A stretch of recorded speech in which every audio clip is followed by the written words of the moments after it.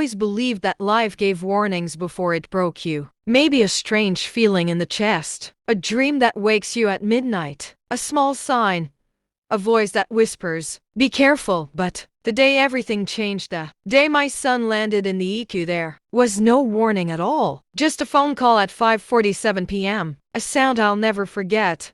The trembling voice of a stranger, followed by the hollow echo of a busy hospital hallway behind him. That sound has lived inside me ever since. "Is this Mr. Rashid?" the voice asked, shaky and urgent. "Yes."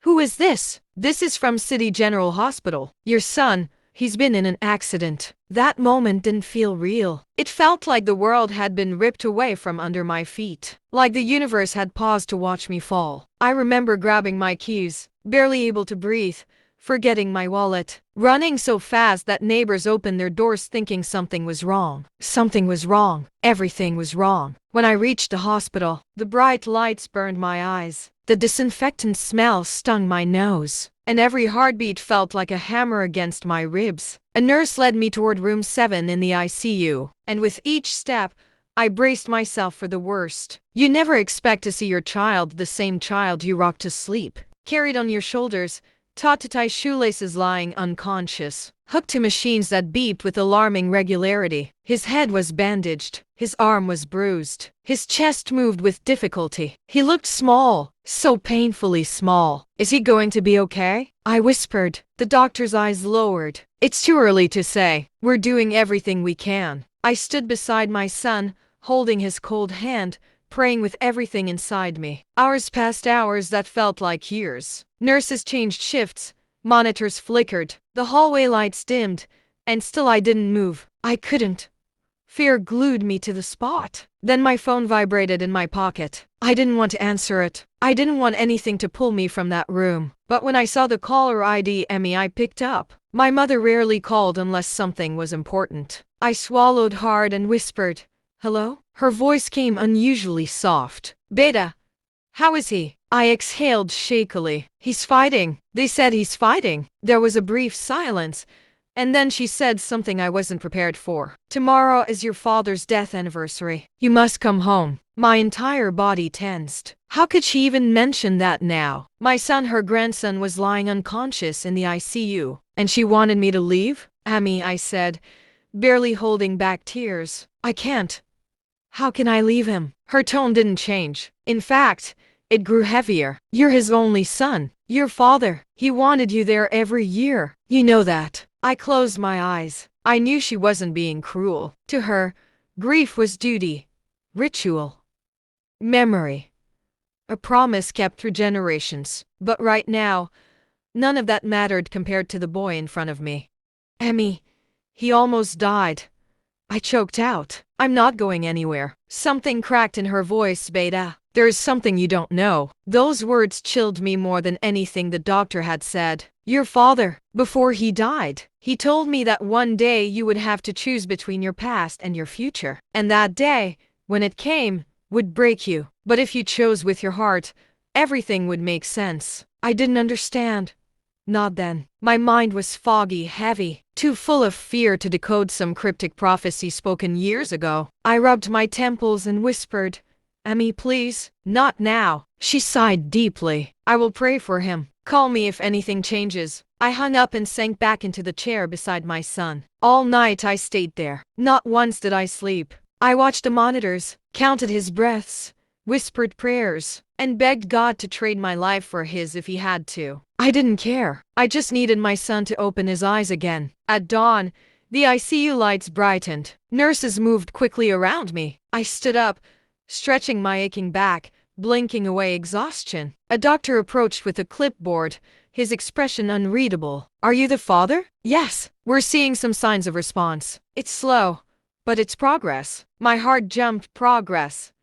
Even the smallest drop of hope felt like a flood. I leaned closer to my son. "Come on, my boy. Come back to me." At around a.m., I stepped out for a moment to splash water on my face. My reflection in the bathroom mirror looked older, broken, terrified. I was drying my hands when my phone buzzed again. This time it was my sister, Nadia. "Bye," Did Amy call you? Yes. You're not coming for Abu? I shook my head even though she couldn't see it. Nadia, my son is in critical condition. She inhaled sharply. There's more, Bai. Something important. I leaned against the wall. Why was everyone speaking in riddles today? Please tell me clearly. She hesitated. Abu didn't just want you there because of the anniversary. He left something for you. Something only you can open. Something he said you would need one day. I froze. What do you mean? A sealed box. He gave it to Amy and told her not to open it until you came on a day of loss. My pulse quickened. Why would he do that? Maybe you should come. I can't leave my son. I'm not asking you to choose between them, she said gently. Just think about it. I ended the call feeling even more unsteady. I didn't have room for mysteries, boxes, or symbolic rituals. My world was reduced to one hospital bed and one fragile heartbeat. When I walked back toward the ICU, something was wrong. Nurses were rushing into my son's room. I heard beeping loud, rapid, frightening. My heart dropped and I ran. What happened? I shouted. A nurse held me back. His oxygen levels dropped suddenly. Please wait outside. No. Let me in. But the door shut. A nurse held me back. His oxygen levels dropped suddenly. Please wait outside. No.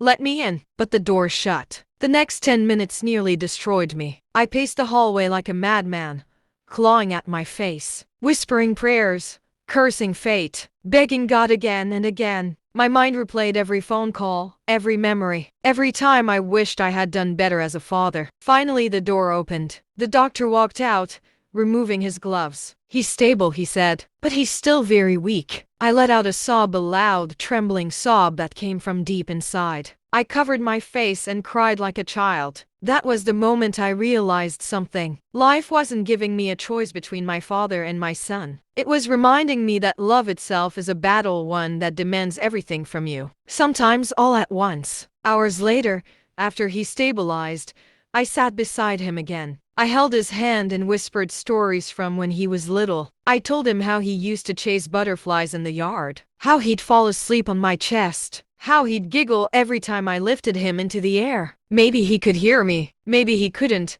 but I talked anyway. Around sunset, I received a text from my mother. If you cannot come tonight, come in the morning. I will keep the box ready. I looked at my son, at the machines surrounding him, and then at the sky outside turning orange. My chest tightened. What if stepping away for even an hour caused something to happen? What if leaving meant missing a final moment? How could I gamble with that? But another thought crept in slowly. What if whatever my father left, whatever was in that sealed box, was meant to help me now? What if the timing was not coincidence but fate? I struggled with that decision all night. At dawn, the doctor came in again. He's stable, he said with a small smile. I think you can step out for a short time. We'll call you immediately if anything changes. A short time, not hours, not a whole day, just enough. I kissed my son's forehead and whispered, I'll be right back, my boy. Baba will never leave you. Then I drove to my mother's house, the house I grew up in. The house where my father used to sit on the porch drinking tea and watching the neighborhood wake up.